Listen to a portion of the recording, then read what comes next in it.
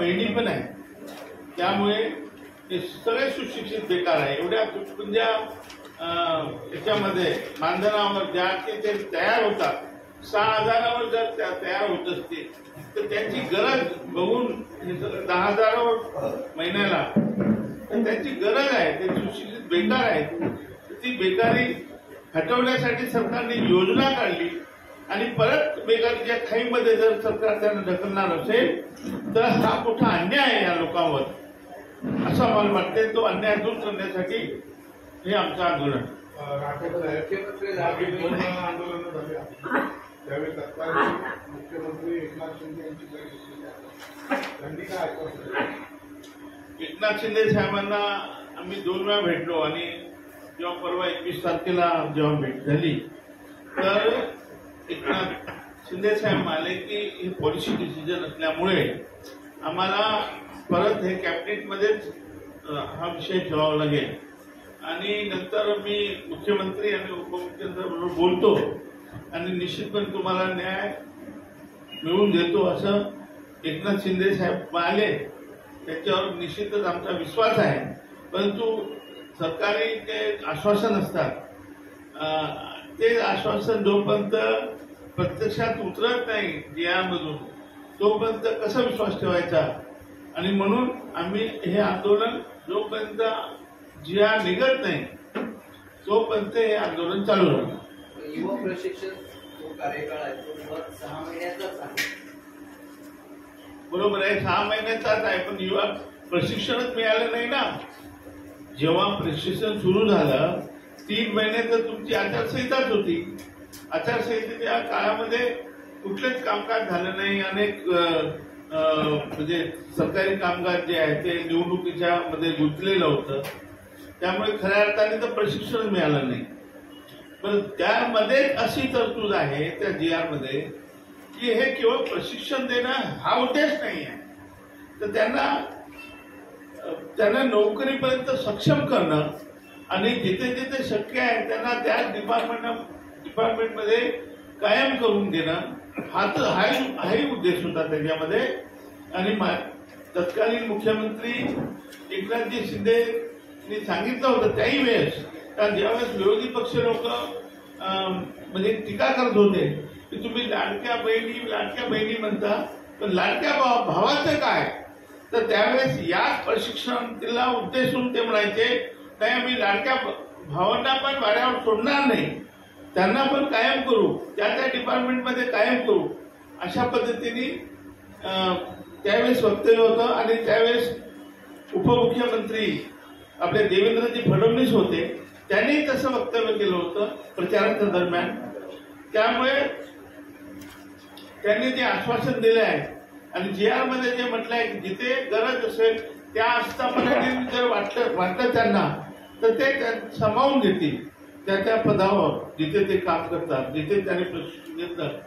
तर बहुतेक डिपार्टमेंट, अनेक डिपार्टमेंट आपले असे आहेत म्हणजे अगदी होम डिपार्टमेंट पासून आरोग्य डिपार्टमेंट आहे, त्यानंतर वन खातं आहे, सगळीकडे, नंतर शिक्षण विभाग आहे, सगळीकडे हे पूर्ण काम करत आहे आणि चांगल्या पद्धतीने काम करत आहे. आणि अगदी युवा शक्ती असल्यामुळे आणि ग्रॅज्युएट वगैरे असे सुशिक्षित मुलं आहेत, तर कॉम्प्युटर चालवणारी मुलं आहेत, सगळ्या प्रकारचे विद्यार्थी याच्यात युवा प्रशिक्षण त्यांनी घेतलेलं आहे. आणि प्रशिक्षण घेता घेता त्यांनी सर्व्हिस पण दिलेली आहे सरकारला, म्हणजे सरकारी बाबू म्हणून पण काम केलेलं आहे अनेक लोक. तर त्याच्यामध्ये त्यांना सामावून घ्यावं ही आमची मागणी आहे. आणि शिवाय 1,10,000 विद्यार्थी आहेत आजच्या घडीला. त्या विद्यार्थ्यांचं मध्ये विद्यार्थी आंदोलनावर ठाम होते, भूमिका होती. त्यांचं असं म्हणणं होतं की ज्या आंदोलनाचं नेतृत्व करतात नेते निघून गेले तर आम्ही कुणाच्या बरोबर आंदोलनात थांबावं, पुन्हा परत तसंच होईल. नाही, असं आहे की नेत्याची जी जबाबदारी असते, आता उग्र भाषण करून आपण त्यांना भडकवणं हे सोपं आहे. आम्ही या आझाद मैदानावर जर 25-30 हजार पोरं थांबले असते तर कुठे थांबायचा हा प्रश्न आहे. ते आपल्याला माहित आहे की मुंबई उच्च न्यायालयाचा एक निकाल आहे की ते जे काही आंदोलन होईल मुंबई मंत्रालय आणि विधानसभेवर जे मोर्चे म्हणतो आपण ते आधी फार काळा घोड्या तिकडे मंत्रालयाच्या तिकडे आढळत होते त्या सम्राट हॉटेल जवळ त्याला काळा घोडा म्हणायचे काळा घोडा तर तो 20 वर्षापूर्वी ते बंद झालेलं आहे जे काही आंदोलन आहे या आझाद मैदानामध्ये होतात मग ते मोर्चा असो धरणा प्रदर्शन असो कुठल्याही प्रकारचं आंदोलन आणि इथे जे फेन्सिंग केलेलं आहे म्हणजे जे बाउंड्रीज आहे त्याच्या पलीकडे सुद्धा जाता येत नाही आणि रात्री याच्यात मुक्कामाला थांबता येत नाही हे सगळे नियम असल्यामुळे आमची जबाबदारी आहे समजा आम्ही जर कंटिन्यू केलं तर त्यांना जेवण खावण त्यांचे चहा पाणी त्यांना आंघोळ पाणी त्यांना सगळीकडे त्याची व्यवस्था ती करावी लागेल तशी व्यवस्था आम्ही ज्या दिवशी करू त्या दिवशी त्यांना थांबून ठेवता येईल त्यामुळे त्या दिवशी काही सकारात्मक गोष्टी झाल्या काही दिवशी माननीय मंत्री लोढा साहेब म्हणाले की हे माझ्या हातात नाही आहे परंतु मुख्यमंत्री आणि उपमुख्यमंत्र्यांच्या कानावर मी टाकतो आणि ते जर करत असतील माझं काही म्हणणं नाही मी तर इम्प्लिमेंटिंग अथॉरिटी आहे निर्णय घेणारे ते आहे तर अशा पद्धतीने जेव्हा आम्ही इथे शिष्टमंडळ आलं तिथून तर आम्ही जे सांगत होतो ते त्यांनी ऐकून घ्यायला पाहिजे होतं आम्ही जो निर्णय देऊ तेच त्यांनी ऐकायला पाहिजे कारण जो नेतृत्व करतो त्याची जबाबदारी असते त्यामुळे तीच मुलं आता आम्हाला वारंवार फोन करताय सगळे तुमच्याशिवाय आमचं कोणी नाहीये तुम्हीच नेतृत्व करा आणि तुम्हीच आम्हाला न्याय मिळवून देऊ शकता आणि या भूमिकेतून आम्ही आमचा तो लढा आहे तो चालू शकतो. आता मुख्यमंत्री देवेंद्र फडणवीस त्यांनी आश्वासन दिलं आता तुम्ही त्यांची भेट घेणार आहात निश्चितपणे की मुख्यमंत्री देवेंद्र फडणवीस त्यावेळेस उपमुख्यमंत्री होते परंतु ते सुद्धा एकनाथजी शिंदे तत्कालीन मुख्यमंत्री यांच्या बरोबर जे काही माननीय मुख्यमंत्री एकनाथ शिंदे तत्कालीन मुख्यमंत्री त्यांनी जे काही सांगितलं होतं त्याला दुजोरा दिला होता आणि आता तर ते मुख्यमंत्री आहेत त्यामुळे त्यांच्यावर आता जास्त जबाबदारी आहे एकनाथजी शिंदे तर आमच्या सोबत आहेत अनेक मंत्री आहेत आमचे संजय राठोड आहे आदरणीय आमचे भारतसेठ गोगावले आहे काल एका आमदारांना आम्ही फोन केला होता तर त्यांनी सांगितलं की यावेळेस विधानसभेमध्ये जवळपास 70 पेक्षा जास्त आमदारांनी प्रश्न उचललेला आहे म्हणजे हे अधिवेशन आमच्या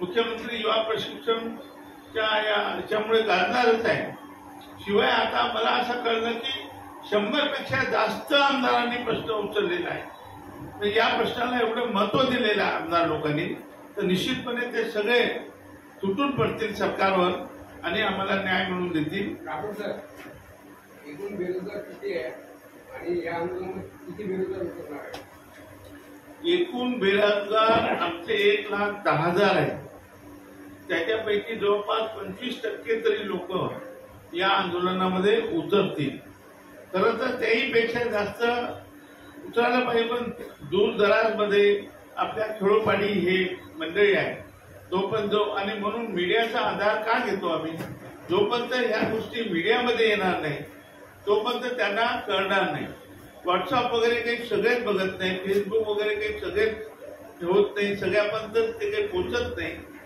आणि मुख्यत्वे करून आपल्या मीडियाचा हे आम्हाला न्याय मिळवून देऊ शकते तुमच्या माध्यमातून आमच्या सगळ्या प्रश्नार्थीच्या पर्यंत आणि मंत्र्यापर्यंत आमदारांपर्यंत खासदारांपर्यंत आम्ही पोहोचू शकलो पाहिजे यासाठी ही पत्रकार परिषद आहे. असं म्हणतात लाडकी बहीण योजनेचाच बोजा शासनाच्या चेंडूवर पडला आहे अशा परिस्थितीमध्ये युवा कार्य प्रशिक्षण योजनेच्या तरुणांना न्याय मिळेल असं वाटतं लाडक्या बहिणीच्या बोजा आहे तो 4,500 कोटीच्या जवळपास आहे आमच्या 1,10,000ला फक्त 35 कोटी रुपये लागतात त्यामध्ये नगण्य आहे त्यामुळे सुशिक्षित बेकारांना आपण त्यांची बेकारी हटवतो हे महत्वाचं आहे. कारण याच्यामध्ये 10 लाख लोकांना आम्ही काम देऊ अशा प्रकारची घोषणा निवडणुकीच्या पूर्वी झाली होती. त्यामुळे त्याच्यातले 1,10,000 म्हणजे 10% पण नाही. तर त्या मानाने याचा बोजा फार कमी आहे. अगदी नगण्य म्हटलं तरी चालेल. तात्पुरतं यांच्या उपोषणाचा स्वरूप कसा असेल? 3 तारखेला उपोषण प्रारंभ होईल आणि आमरण उपोषण. आणि माझ्यासोबत इतर 100 तरुण आहेत प्रशिक्षणात. 101 तरुणांचं सह हे आमरण उपोषण.